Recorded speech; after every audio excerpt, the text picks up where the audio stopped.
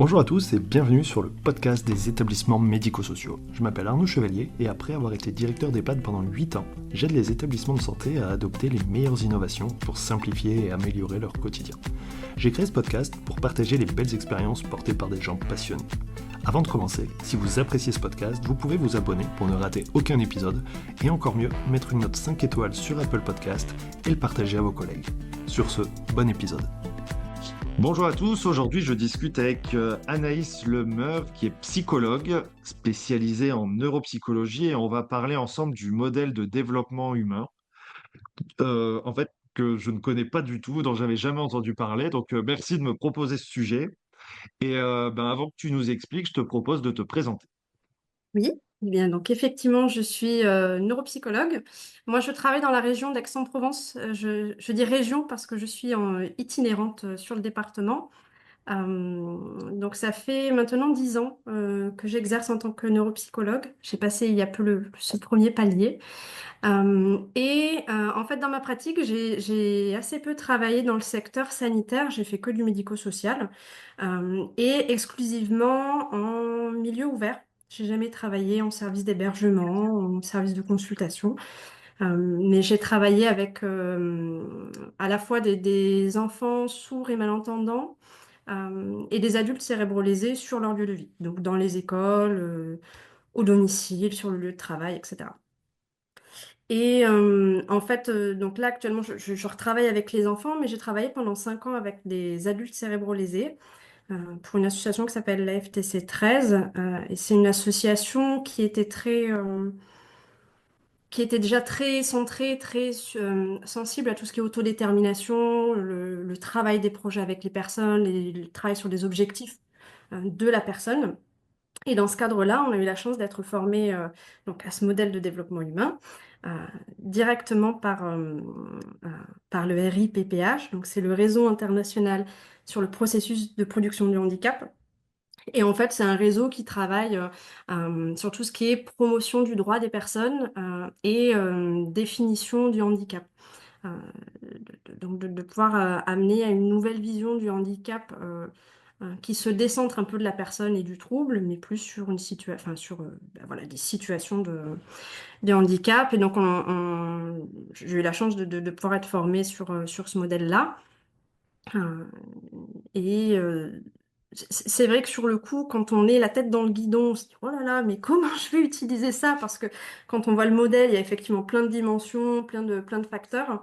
Euh, mais en fait, quand on le digère un peu, on se rend compte que ça peut apporter en tout cas, moi, je trouve une mine d'informations dans l'accompagnement des personnes. À la fois sur l'élaboration des projets, sur l'évaluation de la situation, et aussi sur le regard apporté sur l'accompagnement des personnes. Donc je me dis, bah tiens, ça serait bien d'en parler.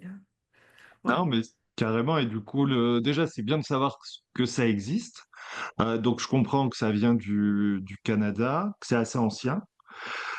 Quand on parle d'autodétermination, là par contre, ça me parle. Je vois bien l'idée et où on veut en venir. Mais du coup, quel lien entre les deux? Comment ça aide à l'autodétermination? Alors, t'as dit à la fois la promotion des droits et tout ça. Donc là, je vois comment on rejoint. Mais du coup, qu'est-ce que ça apporte précisément et comment on l'utilise? En fait, ce que ça apporte, c'est que c'est un modèle qui va pas juste regarder bah, quelle est la pathologie de la personne ou quels sont ses troubles, mais dans quel environnement la personne évolue, que ce soit physique, social, même au niveau des droits, etc. Et il va nous amener à nous poser la question de se dire bah, comment cette interaction, c'est vraiment l'interaction qui est importante entre ce qu'on appelle les facteurs identitaires, tout ce qui va définir la personne. Euh, donc, dans ce qu'il a défini, bah, c'est qui je suis un homme, une femme, quel est mon travail, etc. Mais aussi quelles sont mes capacités, mes incapacités. euh, Comment fonctionne aussi mon corps, donc le système organique, et on va regarder comment ça entre en interaction avec l'environnement, et on va voir est-ce que ça impacte sur ce qu'on appelle les habitudes de vie et les rôles sociaux. Les habitudes de vie, les rôles sociaux, c'est bah, qu'est-ce que je fais dans ma vie de tous les jours? Bah, je suis une travailleuse, je suis un membre de la famille, je suis une amie, je fais telle ou telle activité dans mon quotidien. Et ce modèle, il va venir poser la question de est-ce que parce que la personne a un trouble, il y a forcément une situation de handicap ou pas? parce que c'est l'interaction entre la personne et son environnement qui va créer cette situation de handicap, qui est opposée aussi à la... c'est vrai que quand on accompagne des personnes en situation de handicap, on se dit, bah voilà, il y a le handicap. On l'oppose pas à son inverse, qui est quand même la participation sociale. Et ce modèle, il pousse à aller vraiment se centrer sur comment favoriser la participation sociale, que la personne puisse avoir des activités, que la personne puisse exercer ses rôles sociaux, plutôt que de se dire, bah, il y a un trouble et on va rééduquer, on va compenser ce trouble. Donc, l'idée, c'est une approche un peu plus sociale du trouble. Social dans le sens pas centré peut-être sur le médical et sur la maladie et C'est la ça. pathologie. Et on regarde C'est ça. plutôt les capacités que les incapacités. C'est ça l'idée. C'est ça. Et sur la notion de la définition du handicap, parce que tu précises bien donc que le handicap il est automatiquement lié à l'environnement. Est-ce que et d'où ça vient? Est-ce que pour toi habituellement tu trouves que qu'on est bah, là aussi pas assez tourné vers l'environnement et peut-être trop sur la problématique, le handicap, la déficience, la Oui. maladie. Alors, du coup, je suis peut-être un peu biaisée parce que j'ai beaucoup travaillé dans cette équipe-là, où Mm. finalement l'environnement, on ne pouvait pas passer outre parce que ça faisait vraiment partie de l'accompagnement. Même dans nos projets, c'était identifier les différents éléments de l'environnement et comment ça venait faciliter ou faire obstacle à la personne. Donc, on regarde aussi qu'est-ce qui aide dans l'environnement.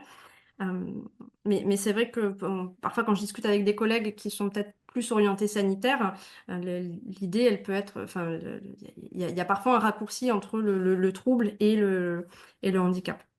Mais ça, on le voit. Souvent, je prends l'exemple de moi, si on me coupe le doigt, je vais être embêtée. Si on me coupe le petit doigt, j'aimerais bien le garder, mais foncièrement, dans ma vie de tous les jours, ça va pas changer grand-chose, ça va pas m'empêcher de travailler, de conduire, d'exercer mes rôles. Par contre, si j'étais une pianiste de renommée internationale, je suppose que là, il y aurait un impact et donc là, il y aurait une situation de handicap. Et donc sur cet exemple-là, on voit bien que le même trouble, il n'a pas la même répercussion. Et du coup, moi, si on me dit, on va rééduquer ta main parce que t'as pas le petit doigt, on va mettre une prothèse, je serais peut-être pas motivée à le faire parce que ça va pas changer ma vie. Alors que quelqu'un pour qui ça amènerait une plus-value d'avoir l'utilisation du petit doigt, il va peut-être être plus impliqué dans son accompagnement. Donc ça joue aussi le facteur motivation dans la prise en charge. Ouais, je comprends. Et puis, si je reviens aussi, si je reprends du coup par rapport à ton parcours, peut-être des adultes cérébrolésés, en général, tu me dis si je me trompe, mais c'est lié à Mm. un accident, Souvent, oui. souvent.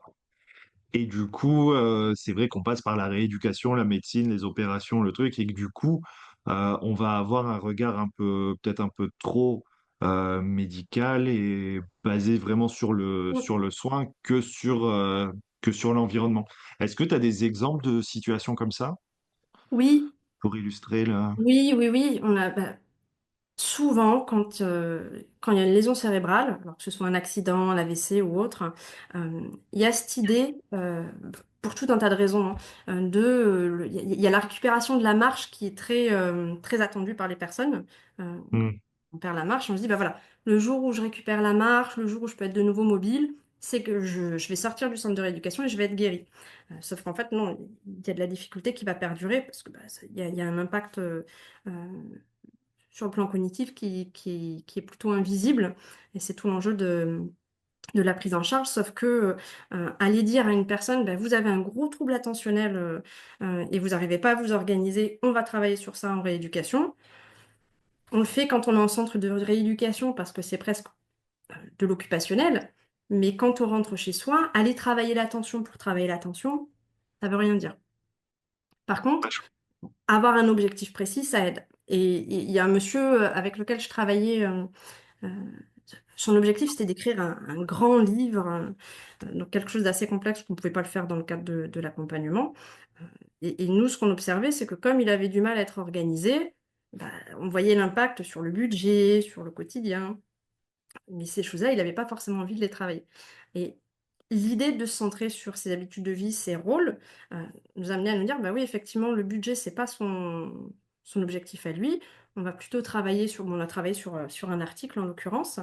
Euh, et en fait, moi qui l'ai accompagné dessus, j'ai travaillé sur mes techniques de rééducation, adaptées à l'objectif d'écrire un livre, mais du coup, ça lui a permis quand même, lui, de faire cette rééducation et d'aller sur les techniques qu'on aurait travaillé en bureau. Papier-crayon, bah là, on l'a fait adapter. Ouais, je comprends. À la fois, il y a la question derrière de motivation, en fait, et de redonner du sens à toutes les activités, toute la notion de rééducation et de stimulation et tout ça. Le lien, par exemple, avec le modèle de développement humain sur ce type de situation, qu'est-ce que ça va changer? Ce que ça change, c'est qu'on va, en fait, en allant regarder du côté des habitudes de vie, notamment et des rôles sociaux, ça nous amène à apporter plus de sens aux demandes et aux attentes des personnes. Euh, Quand on fait des projets, alors je vais parler des adultes, euh, souvent il y a un peu cette idée de dire bah, je travaille pas, donc je vais demander à ce qu'on m'aide à retrouver un travail parce que socialement, Mhm. ça, c'est bien. Et en fait, l'idée d'aller creuser du côté des rôles sociaux, des habitudes de vie qui étaient antérieures à l'accident, ça nous permet de nous rendre compte que parfois, bah, finalement, le travail en lui-même, c'est pas ça qui est recherché, mais le travail peut être un moyen d'être inséré socialement. Ça peut être un moyen de se sentir utile. Ça peut être un moyen d'avoir un rythme. Et en fait, en allant creuser de ce côté-là, avec le modèle, ça nous permet de nous dire, bon, bah, OK, il y a un projet de travail, mais c'est pas vraiment ce qui motive la personne.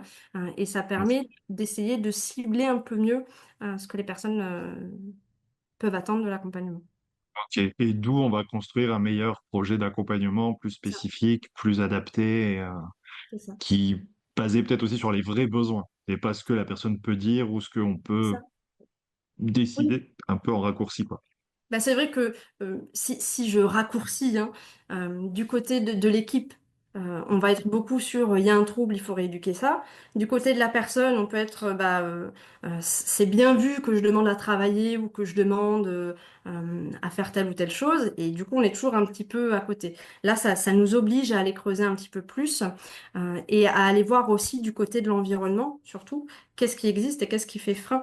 Le modèle, il nous amène à regarder ce qui est déjà présent et vraiment à l'évaluer en tant que facilitateur ou obstacle, parce que parfois, ben, il y a des personnes pour lesquelles, notamment du point de vue des droits, il peut y avoir des grosses galères sur les ouvertures de droits, et on se rend compte que ben, juste à côté de la personne, euh, il y a une assistante sociale qui est tout à fait disponible et qui pourrait lui permettre d'accéder à ces droits.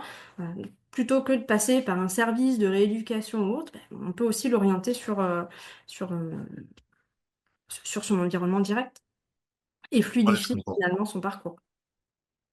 Ok. Euh, je fais le lien avec, parce que du coup, moi je pense va rapidement EHPAD et tout ça, et du coup je me dis maladie d'Alzheimer. Il y a aussi beaucoup d'environnement. Et beaucoup, mais même sans maladie d'Alzheimer, en fait, personne âgée en EHPAD, il y a plein de sujets sur lesquels, en fait, juste la personne, elle s'en fout, quoi, ça la saoule. Tous les trucs qu'on va lui proposer de prévention, de dépistage, de diagnostic, c'est en fait juste, elle a envie d'être tranquille. Du coup, dans ce contexte, qu'est-ce qu'on peut faire? Qu'est-ce que ça pourrait apporter? Est-ce que du coup, c'est pertinent d'aller creuser un peu plus ou juste c'est pas adapté, ce sera plus pour des adultes? Non, c'est tout à fait c'est adapté en fait, puisque c'est une analyse de toute situation. En fait, même sans handicap, c'est le modèle de développement humain, c'est comment l'humain se développe. Et en fait, on pourrait regarder à chacun d'entre nous et vraiment analyser nos facteurs personnels, notre environnement, nos habitudes de vie, à quel moment ça coince. Moi, par exemple, j'ai des enfants en bas âge, bah, à un moment donné, ça coince, je peux pas sortir quand je veux. Pour autant, je suis pas, enfin, j'ai pas un trouble, mais mes facteurs personnels et mon environnement bloquent auprès de la personne âgée, c'est pareil. Et, et je fais le lien avec tout ce qui est Montessori. Euh, alors c'est vrai que tu en as déjà parlé, mais euh, dans Montessori, l'idée, c'est de se dire, les personnes, elles perdent aussi leur capacité parce que l'environnement fait qu'on fait tout à leur place. Et on se rend compte que bah, dès qu'on aménage l'environnement, il y a des choses qu'elles arrivent à faire. Et en fait, c'est exactement la même chose. Si on prend l'exemple de ne serait-ce que mettre la table, c'est une activité de la vie courante. Euh, et ben effectivement, il y a des personnes, si vous leur mettez rien, elles vont pas être capables de mettre la table. Mais si vous leur mettez un set avec la place de l'assiette, de la fourchette, du couteau, elles sont capables de le faire. Donc en fait, là, on va effectivement pas aller rééduquer la maladie d'Alzheimer ou la dégradation cognitive, mais en jouant sur l'environnement, on peut quand même permettre à la personne d'être en participation sociale. Et la participation sociale, elle est liée à la qualité de vie et au bien-être. Donc finalement, c'est un modèle qui peut être intégré un peu partout. Ouais, carrément. Bah là, du coup, ça me parle bien. Oui. Là, maintenant, je suis dans mon élément. Ouais. Mais du coup, c'est vrai que oui, après, mais c'est vraiment, du coup, vraiment aller chercher l'environnement Mm. très, très global et très, très large. Est-ce que, parce qu'on aime bien les outils, est-ce qu'il y a un outil spécifique? En gros, comment je fais? Parce que du coup, je comprends un peu l'idée qui est de vraiment, en fait, ce serait un peu comme une cartographie très, très large, en fait, du passé, du présent de la personne, de tout ce qui peut la concerner pour pouvoir avoir le max d'infos, en fait, hein, de données ou de data pour savoir ce qui est le plus pertinent. Euh, Comment ça marche au niveau outils pour rien oublier et pour aller chercher toutes les infos dont on a besoin? Alors, il y a deux outils qui sont proposés du coup par le RIPPH, c'est la MAVI et le MQUE. C'est deux outils qui permettent vraiment d'aller creuser en profondeur sur les habitudes de vie de la personne. C'est des outils qui sont aussi pas mal utilisés par les ergothérapeutes. En tout cas, j'ai des collègues D'accord. ergothérapeutes qui l'utilisaient pas mal. Euh, et il y a un manuel qui est disponible sur le site du RIPPH. Je crois que c'est un gros manuel. Alors moi, je l'ai plus sous les yeux, mais je crois qu'il était assez gros, mais qui reprend un petit peu tout. Il D'accord. faut, je pense, passer par le RIPPH pour le récupérer. Ou voir, donc le RIPPH est basé au Québec, mais on a depuis peu une antenne en France. Donc c'est le RFPPH, Réseau français, etc. Euh, D'accord. le président, c'est Jean-Yves Le Capitaine. Je pense qu'il peut aussi réorienter s'il y a des demandes.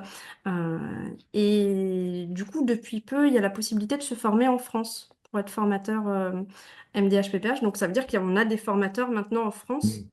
qui peuvent venir. Moi, à l'époque, enfin, à l'époque, il y a quelques temps, on avait bénéficié de la venue de Monsieur Robin qui était québécois. Euh, mais maintenant, on peut se former, enfin, on peut être sensibilisé de manière un peu plus facile en France.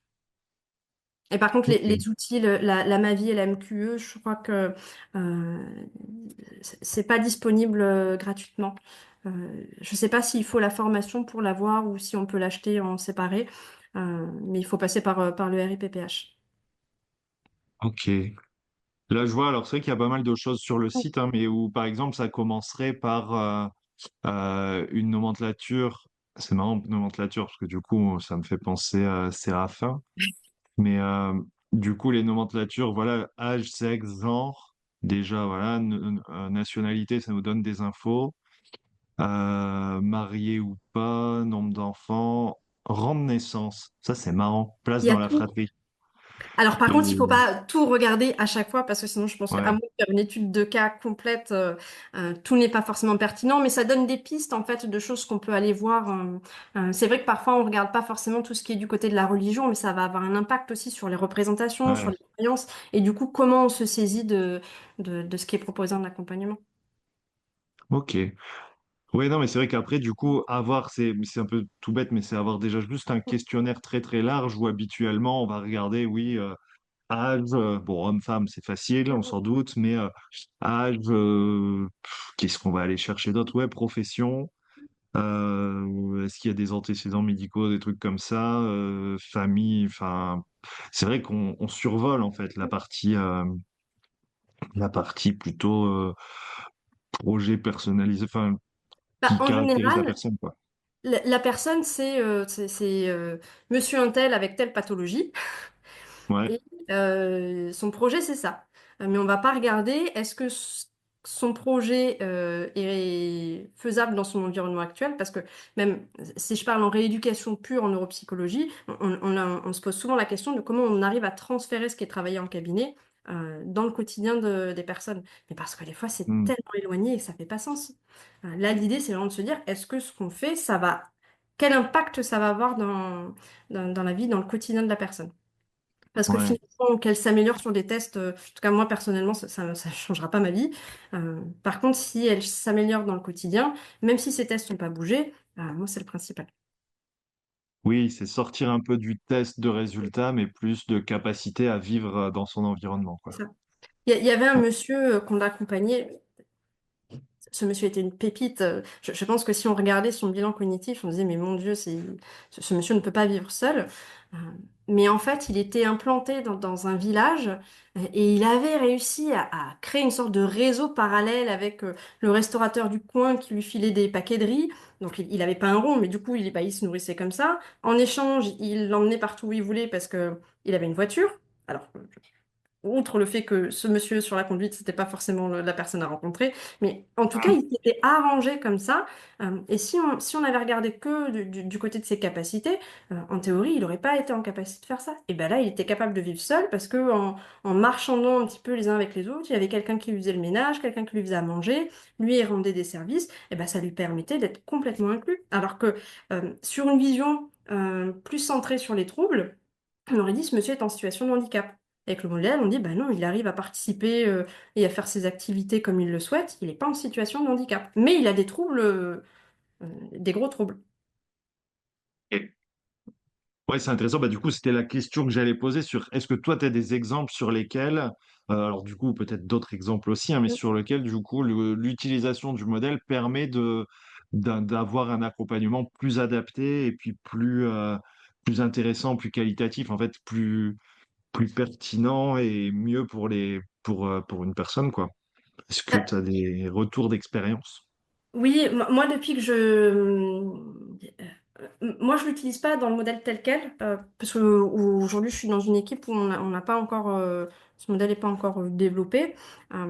Mais c'est vrai que quand on arrive à la période des projets personnalisés, je l'ai en tête et ça change ma manière d'accompagner tout ce qui est recueil des besoins et des attentes des Hmm. personnes. Donc là maintenant je travaille avec des jeunes enfants qui présentent une surdité. Euh, et dans mon parcours, en fait, si tu veux, j'ai travaillé pour cette association il y a 10 ans. Ensuite, je suis passée chez l'adulte et là, je viens de revenir dans cette association. Et clairement, je ne suis plus du tout la même professionnelle parce qu'il y a beaucoup de choses qui ont fait évoluer ma pratique. Je pense que je suis plus trop une neuropsy de pure. Euh, mais il y a quelques années, ça aurait été, bah voilà, cet enfant, il a besoin en logique aux maths. T'es d'accord, tu galères en maths, bah ok, on va travailler en maths. Là, maintenant, l'idée, c'est vraiment d'accompagner le jeune à pouvoir dire, bah, de- qu'est-ce que ça change pour lui au quotidien, de quoi il a besoin. Oui, de fait, il va me voir parce que c'est prévu dans son projet, mais qu'est-ce qu'on fait ensemble, en fait?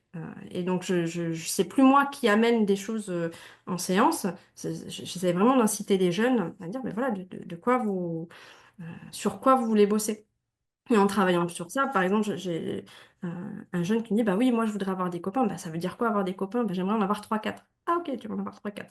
Et puis en fait, on regarde dans l'environnement, on vient à la récréation, et puis on se rend compte que finalement les trois quatre il les a. Donc ça nous amène aussi à retravailler ensuite dessus, dire, bah ok, tu dis ça, comment ça se passe? Ou sur le logicomath, on se dit, mais qu'est-ce que c'est pour toi les maths? Qu'est-ce que tu veux réussir à faire? Ah ben moi je veux faire des multiplications. Ok, mais tu sais que tu peux avoir une aide. Oui, non, mais je veux avec aide, je veux sans aide. Ça nous permet vraiment de préciser moi, je trouve les attentes de la personne. Et quand on arrive à cibler ça, euh, les jeunes, enfin, toute personne est beaucoup plus impliquée finalement dans le travail qu'on fait ensemble. Avant, j'avais des jeunes qui venaient et ils me disaient, bah, voilà, je suis là parce que je dois être là, mais ça me saoule, en fait, de faire de la rééducation. Maintenant, il y a un objectif de travail derrière, mais qui est partagé. euh, et j'essaie d'analyser un peu tout ça avec eux. C'est-à-dire qu'avant, ce modèle, enfin, dans mes réflexions, elles étaient dans ma tête, et puis ensuite, je travaillais avec le jeune. Maintenant, je travaille vraiment avec le jeune sur bah, sa situation, et du coup, quel impact ça a, où est-ce qu'il peut aller chercher de la ressource. Ok. Ouais, super, c'est la notion du sens, en fait, hein. Et puis, tu Ouais. as dit aussi inclusion. Et du coup, là, c'est de l'inclusion dans l'accompagnement. Ça revient aussi à l'autodétermination, de dire C'est c'est ça. vous qui décidez ce que vous voulez faire, où vous voulez aller. Et finalement, le professionnel, c'est l'outil pour aider à aller vers et pas celui qui décide ce qui doit se passer. Et avec les enfants, du coup, qu'est-ce qu'il peut y avoir par rapport à l'étude de l'environnement, au modèle qui peut t'aider sur des choses sur lesquelles c'est pas très logique ou t'allais pas avant? Tu vois, une info. Voilà, je reviens sur la notion de fratrie, je trouve ça Mm. super intéressant en fait. Même si, ok, c'est un détail, mais je sais pas, est-ce qu'il y a des détails comme ça sur lesquels on les prend pas en compte d'habitude, mais pour lesquels il y a vraiment un sujet d'environnement? Alors, c'est vrai que chez l'enfant, le lieu de vie, c'est l'école. Donc effectivement, on va regarder est-ce qu'il y a de l'aide humaine qui est présente, est-ce que c'est une grande classe, une petite classe. On a par exemple des jeunes qui sont en réussite scolaire. Si on s'arrête à ça, on se dit, bon, bah, ok, il y a plus besoin de les aider pour l'acquisition des connaissances. Sauf qu'en fait, on regarde, ils sont en zone REP+, et du coup, ils ont un effectif de 15. Et dans ce cadre-là, avec une AESH et un accompagnement médico-social, effectivement, ils s'en sortent bien. Euh, donc, ça, il faut le prendre en compte quand on analyse les situations et pas juste se dire, bah oui, il est en réussite scolaire. Oui, il est en réussite scolaire dans ce contexte-là. Euh, Maintenant, on va attendre de voir comment ça se passe dans un milieu euh, euh, moins favorable pour voir si effectivement les difficultés réapparaissent ou pas. Ça peut Ouais, être s'il est ça, encore capable de s'adapter, je vois l'idée. c'est ça. Ok, ben c'est beaucoup plus clair. Alors, du coup, si on veut aller plus loin, par exemple, se former ou avoir plus d'infos, ou qu'est-ce que tu conseilles? Il y a, alors, le RIPPH, je fais des formations en ligne, je crois. D'accord. Euh, mais comme c'est au Québec, il y a quand même un petit décalage horaire à prendre en compte. Ah Euh, oui. Et Quand même. Mais du coup, là, depuis peu, il y a le RFPPH donc, qui propose des formations. Il y a d'ailleurs actuellement une session de formation, mais d'un point de vue logistique, je ne pouvais pas y être, mais j'espère pouvoir être sur la prochaine session.